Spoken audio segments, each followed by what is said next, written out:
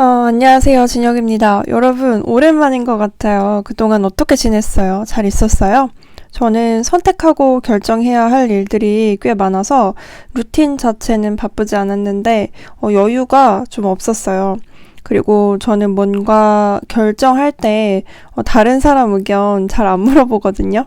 그냥 내가 진짜 원하는 게 뭔지 그걸 먼저 생각해요. 그리고 어느 정도 마음이 정해지고 나면 이야기를 한다던가 아니면 진짜 1도 모르겠을 때 그때 물어보긴 해요. 아무튼 그러면서 제가 요새 깨달은 게 있습니다. 그리고 이것은 예전에 제가 올렸던 이야기와 달라진 생각이기 때문에 빨리 다시 찍어야겠다는 생각이 들었어요. 바로 유능한 큐레이터가 되기 위해 가장 필요한 능력에 대해 다시 생각하게 되었어요.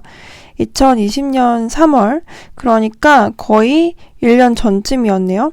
그때 제가 큐레이터에게 가장 중요한 능력을 글쓰기라고 생각한다고 이야기했었어요. 전시 서문도 써야 하고 어려운 책도 읽어야 하고 그걸 요약해야 하니까.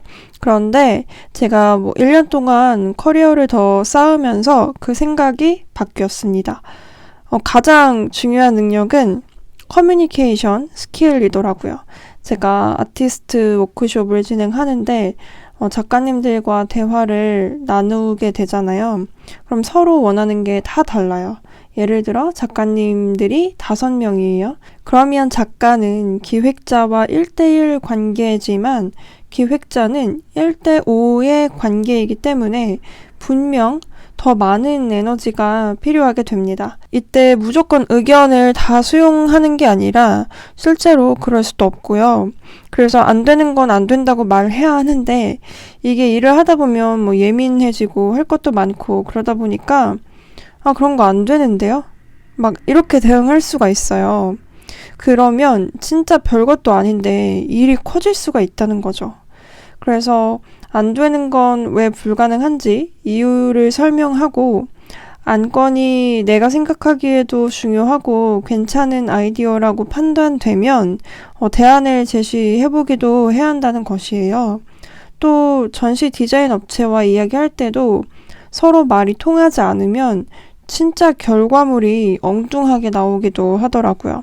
솔직히 일을 하다 보면 묘하게 갑을 관계가 정해지긴 하는 것 같아요. 그렇지만 이거를 그런 식으로만 늘 바라보면 절대 일을 오래 할 수 없다는 생각이 들었습니다. 이게 같이 협력하는 관계로 서로 인식을 해야지 가장 좋은 결과물이 나올 수 있는 것 같아요. 이런 분위기를 잘 만들기 위해서 기획자에게 커뮤니케이션 스킬이 필요하다는 것을 깨닫기도 했고요. 아마 한 번도 실무 경험이 없으신 학생의 입장이라면 뭔가 내가 많이 알아야 할 것 같고 그렇지 않아요? 저도 그랬거든요. 근데 이게 결국은 다 사람 간의 일이어서 지식과 이성이 통하지 않는 순간도 반드시 있기 마련인 거예요. 그래서 이건 약간 팁인데요. 자기소개서를 쓰거나 면접을 볼 때 우리는 뭘 공부했고 어떤 걸 잘하고 어떤 스펙이 있고 이런 것을 많이 이야기하잖아요. 근데 진짜 필요한 것 중에 하나가 커뮤니케이션 스킬이라는 거.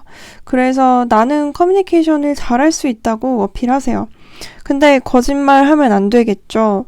이걸 갖추기 위해서 다양한 경험도 정말 많이 하고 나와 환경도 그리고 연령대도 다른 사람들도 만나보고 그런 게 언젠가는 분명 도움 되실 것 같아요.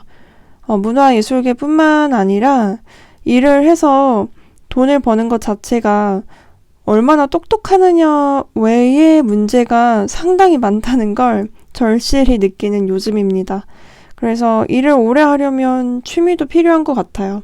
중간중간 환기시킬 장치가 필요하거든요. 그리고 저는 그간 자기계발서나 지식실용서를 주로 읽었는데 산문이나 문학을 읽어야 한다는 생각이 요즘 많이 들어요. 나를 똑똑하게 해주는 것도 좋지만 나를 좀 단단하게 만들어주는 그런 게 필요하다는 생각이 듭니다. 내가 똑똑하면 나만 잘하면 일이 잘 될 거야. 하지만 세상은 그렇게만 돌아가지 않더라는 말 전하면서 마치도록 할게요. 긴 이야기 들어주셔서 감사합니다. 지금까지 큐레이터 진혁이었습니다.